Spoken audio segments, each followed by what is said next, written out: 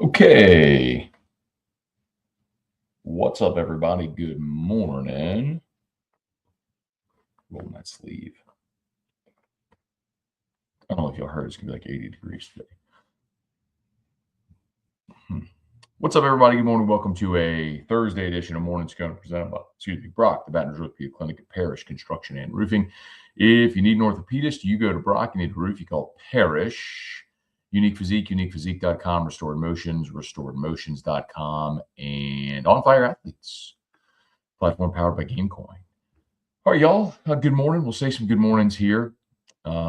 Busy week coming down the home stretch now. The Pelicans trade Brandon Ingram late last night up against the trade deadline.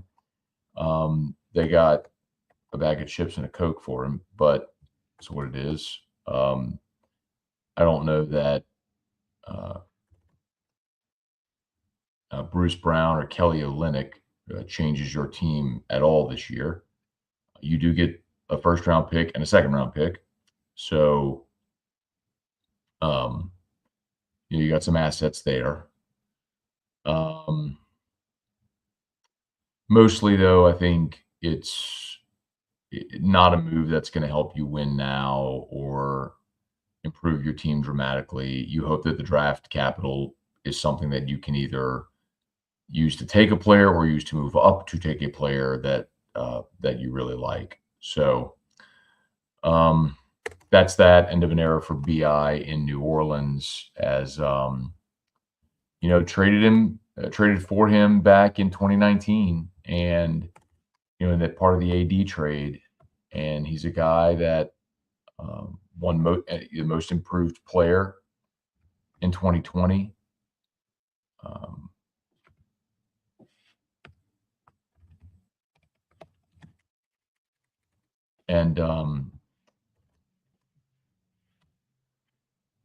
And then just the problem that BI had in New Orleans was just his inability to stay healthy. The most games he played in the season in New Orleans was 64. That was a couple of years ago. He's only played 18 games. This year. So he hasn't played since December with the ankle injury. So, I mean, sometimes you got to cut bait. That's a trade they should have made before the season. BI's value would have been higher. Everybody said it. Everybody knew it. David Griffin didn't do it. And you waited, and now you got pennies on the dollar for him. Or maybe that's just what he's worth, quite honestly. But for the trade, BI. And the other thing, too, of course, Brian Kelly met with reporters. Wednesday was signing day, so Brian Kelly met with reporters, even though LSU didn't sign anybody. Class was already done. But he did talk about the portal class. He talked about the staff shakeups. He did address Greg Brooks Sr.'s comments made on Good Morning America. That is the lead of today's Locked on LSU episode. So if you want my full sort of extensive comments on that, you can go check out Locked on LSU, YouTube, however you get podcasts, just search Locked on LSU. I'd appreciate it. But I think if I had one big takeaway, it's Brian Kelly forcefully denied the accusations, which I think is what you would want to hear from someone who's accused of something like that. You would want to hear them forcefully deny it. And he did. So who's telling the truth? Don't know. Are both telling some version of their truth? Probably. Does it really matter? No. What matters is that Greg Brooks gets the support and care that he needs. Every therapy, every treatment, everything he needs to be the best version of himself he can be. That's what he needs. All right, let's say some good morning, y'all. Hey, Brett, good morning. Brian Wynn, Hunter Broadhead, Dalton Barnett, good morning. Brian Thomas, good morning. Matt, good morning. How's Jimmy Chester doing? Anywhere from Joe the Pro from Orlando. Haven't heard from Joe in a while, man. So for those who don't know, Joe, so listener to AFR years ago, would call in from time to time. Got to meet Joe on a handful of occasions. Old school New Orleans guy. He moved to Orlando to be with his family. I believe maybe his son lived in Orlando. His son and his family lived in Orlando, which is why he moved to Orlando. But I haven't heard from Joe the Pro in a while, which I remember seeing Joe, I want to say in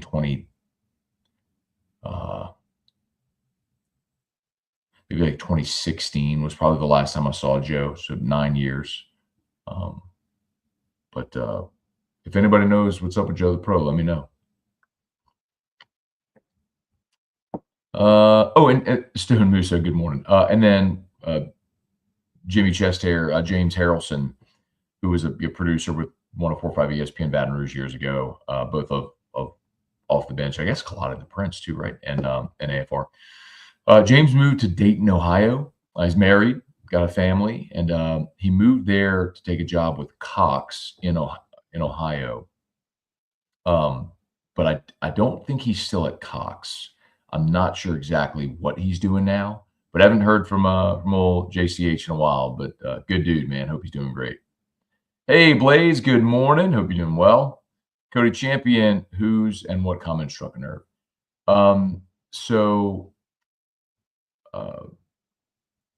Greg Brooks Sr. and Greg Brooks Jr.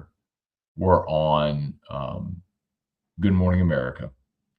And I'll play it for you. So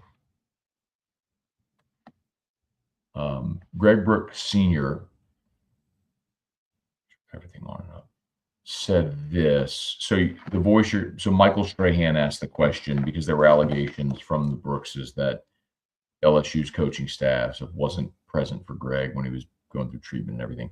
So this is Michael Strahan leading into that, and then Greg Brooks Sr. replying with sort of an accusation against Brian Kelly that Kelly then replied to on Wednesday. But anyway, so this is Strahan and then Brooks. You say you haven't heard from anybody from the LSU coaching staff since October of 2023. Specifically, Brian Kelly. My son almost lost his life, Coach. Where were you? Forget about football. Pick up the phone and say you love the kid, man. October of 2023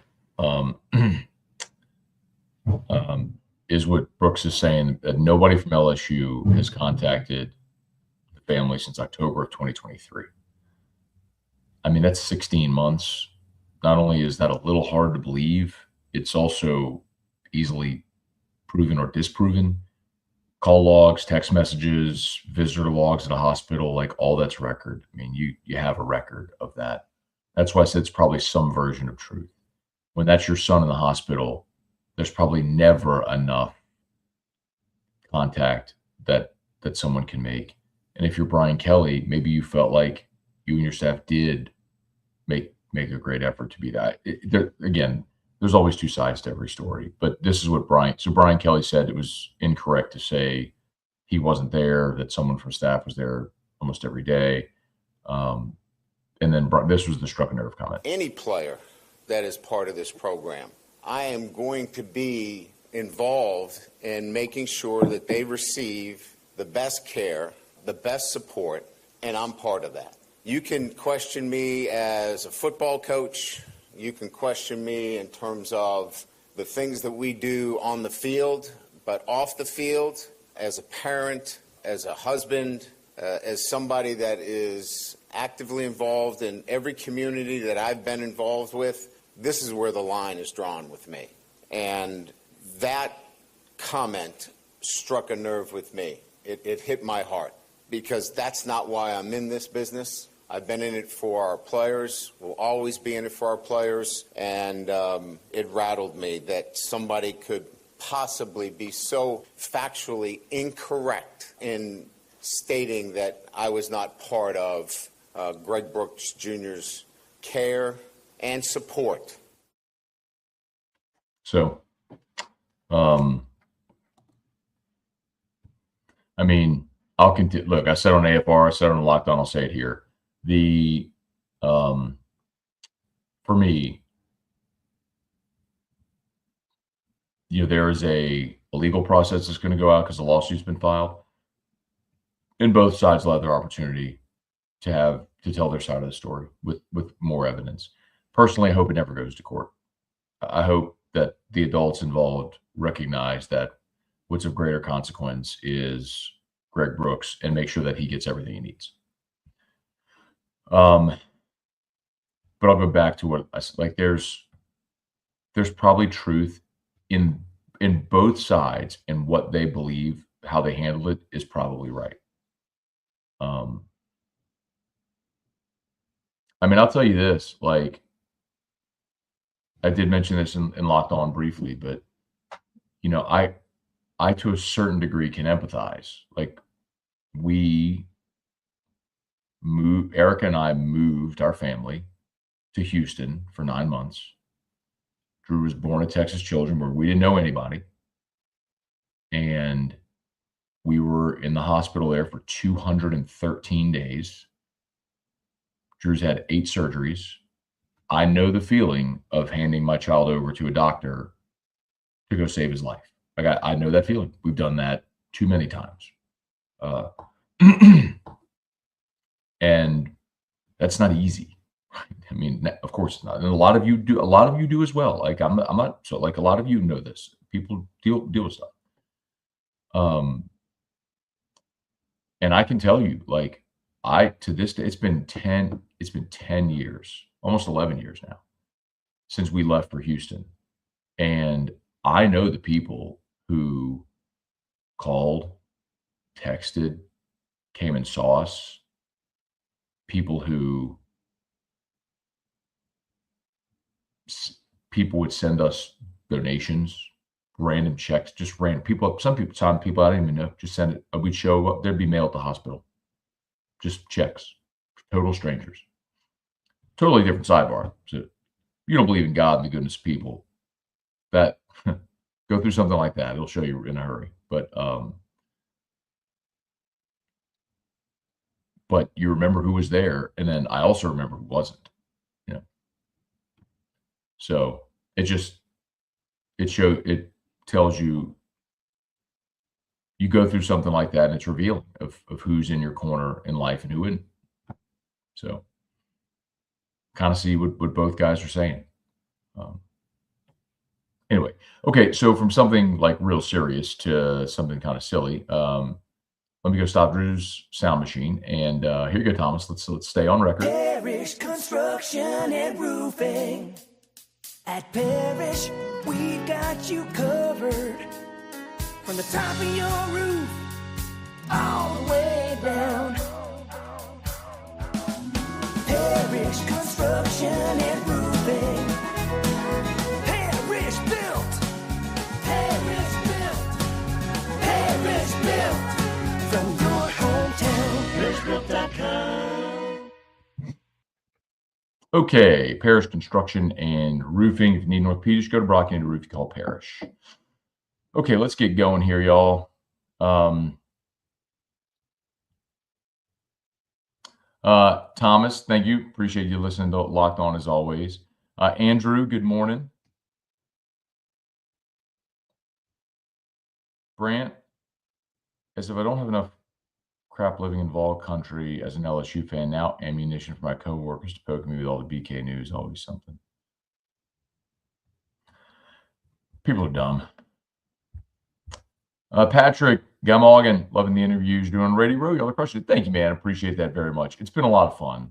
By the time you get to this point of the week, it's Thursday. We're dragging a little, but the interesting thing is everything at Radio Row now is starting to ramp up. Yesterday was a completely different day. I mean, yesterday was like, and then supposedly today and tomorrow are even more jam-packed. So should be great. Looking forward to it, man. Eric, good morning. DeMario being drafted in the same year as Kellen Moore broke my brain. Given the hopeful cap reset over the next few years, I wonder if he finishes his career here. Yeah. He doesn't have, so DeMario Davis told us yesterday on AFR point blank he wants to play 3 more years. And he thinks that's what it'll take to get the Saints back to compete and wants to bring a Super Bowl to New Orleans. So that would put him to 39 years old. And can he maintain that level? Can he get there? It was also interesting to listen to him talk about how he takes care of his body, which, I think about that with LeBron a lot. I think LeBron is probably the quintessential example of investing in your body and what that can do. And it was funny, like hearing DeMario talk about that, it was very similar. Like he has a team that works on his body, which is why he's 36 and still playing at the level he is and the physicality that he plays, which is amazing. That's why you watch LeBron at 40 and he's still blocking shots and dunking and being as athletic as it was when he was 23. I mean, so pretty amazing, man. Tuscaloosa tomorrow night to watch the ladies protect the crown. Babe Thomas. Patrick, another day, another LSU men's basketball L, like the sun rising every morning. Yeah, y'all go read if you missed it. Hunt did a column over at LouisianaSports.net. I'll post it here so y'all can read it if you're interested. He did a column about the basketball team and McMahon and everything. It got with Super Bowl Media Row and the Saints coaching search stuff and then the Brian Kelly stuff yesterday and everything. It got just completely swallowed in the wash. But it was a good column, and I think it's what a lot of you maybe are asking about Matt McMahon, his future, stuff like that at LSU. So try to find it. Let me get it real quick, and I'll post it in here. So come on, load. Anyway.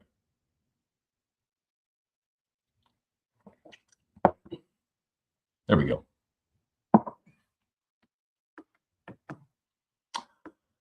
All right, here you go. I'll post the Hunt's Matt McMahon column in here. So enjoy. Hey, Jacob, good morning. Brian, how can LSU men's basketball do better at recruiting? Does McMahon have to do a better job, or is it NIL funding? It's funding. I mean, listen, they went from, as I understand it, LSU doubled their basketball NIL budget from last year to this year. And this is the result. You're just nowhere close roster-wise to the top of the league. And the really disappointing part is you should be closer to teams like Vanderbilt and Texas and Missouri and Georgia. And you're losing all these games by double digits. Like, I understand losing at Bama. I understand losing to number 1 Auburn. I understand when you're going to lose to Florida and Tennessee. Like, I understand that. Going on the road and losing by double digits to Georgia, losing at home to Vanderbilt, losing at home to Texas by 30. Like, those are the ones where you go, okay, coach, like, now the finger starts to point to you. So the answer may be actually both. Patrick, at least Catholic's basketball team is awesome. Go Bears. Yes, sir. No, number 1 in the state. Mr. Wallace, good morning. Here's to Kellen Moore gutting this team and building his own form of exciting football. One can hope. Love to see it, man. Seth, good morning. AFR was on fire yesterday. Thank you, man. We had a great show yesterday, man. Jarvis Green was great. We had Harry Douglas was a lot of fun. I love listening to Harry Douglas, man. He, if you're not familiar, Harry went to Louisville, played for the Falcons, if you remember. He's now on ESPN Radio, and oddly, his show is on the same time as mine. So it's Freddie and Harry, and they're on from 3 to 7 Eastern, so 2 to 6 Central. But so we don't carry their show, but he's awesome. Like, Harry Douglas is hilarious. Great personality, a lot of fun, and we had a good chat with him yesterday. Kyle Turley came on with 2 amputees. Basically, that's how it kind of works on Media Row. Everybody that's there, like every player, athlete, whatever, they're there in conjunction with something. They're promoting a charity, they're promoting a product, it's something like that. And so you talk to him for 10 minutes, but they're like, hey, can we just take 2 minutes and mention this? Fine. And so Kyle came on with 2 amputees. There was 4 of us on the show, but I feel like it flowed pretty well among the 4 of us. We had the DeMario conversation. So great day, man. I really enjoyed yesterday.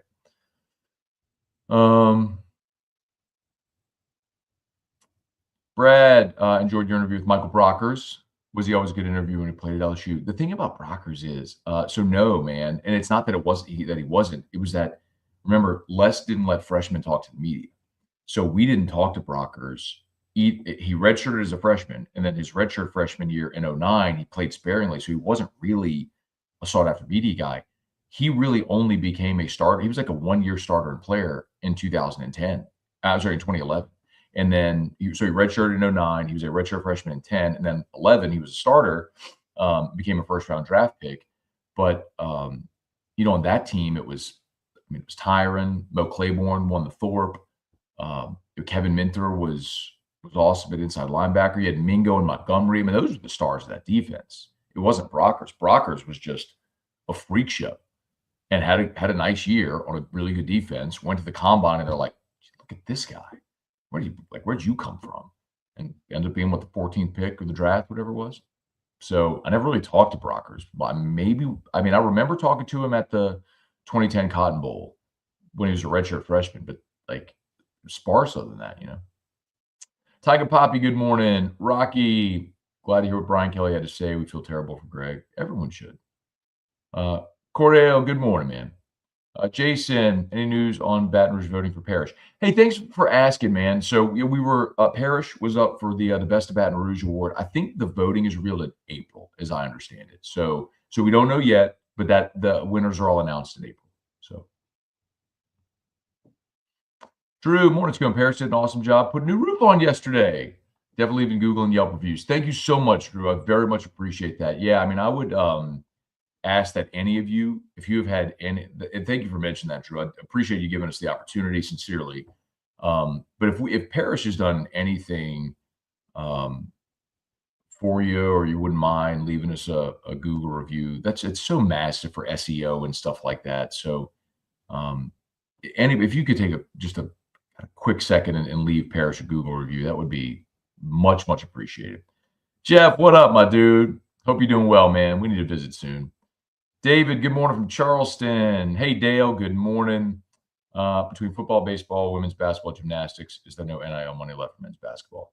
I mean, Dale, my understanding is they spent over $2 million on the basketball roster this year, which is more than double what they spent last year.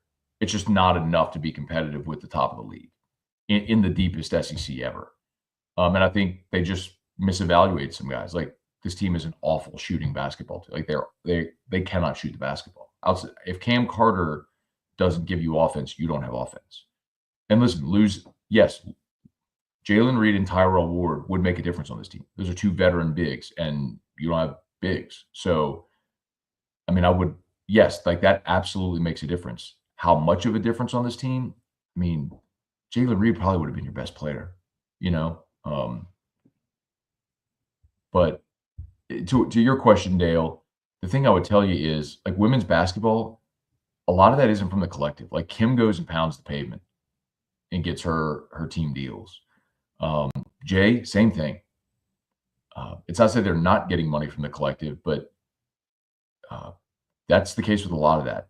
Gymnastics is kind of starting their own, fundraising events and core group of followers to help, with NIL. But again, it doesn't cost as much. Like, I'll tell you this point blank, and I have no problem saying this. So when Haley Bryant, they win the national championship, Haley had another year of eligibility because of COVID. So she had a super senior year opportunity, and she wanted to take advantage of it. But before the season, they didn't know that. And so they had all the scholarships already spoken for. Like, you had committed for gymnasts returning in the class that you had coming in. So they were expecting Haley not to be there, and her scholarship would come available.